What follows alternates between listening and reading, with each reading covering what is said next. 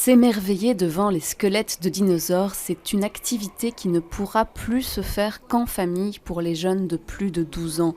Dès la rentrée et jusqu'à nouvel ordre, les sorties scolaires sont suspendues pour le secondaire, une nouvelle préoccupante pour le musée des sciences naturelles.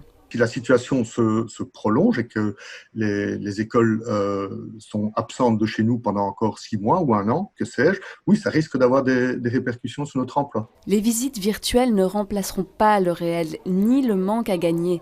Les visites scolaires, c'est 250 000 € de recettes pour le musée.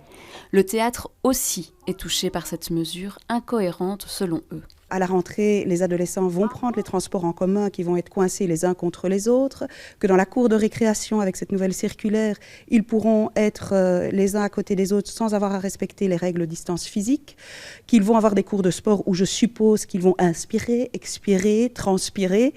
Et il y a toute une série de règles comme ça qu'on a laissé tomber dans certains cadres, mais pas dans le cadre de la sortie culturelle. On s'étonne énormément. Pour le théâtre de la Montagne Magique, les adolescents représentent 10% de leur spectacle. Mais c'est surtout une vision de la société incompréhensible. Il n'y a pas d'envie, de volonté d'éduquer les jeunes par l'art et la culture.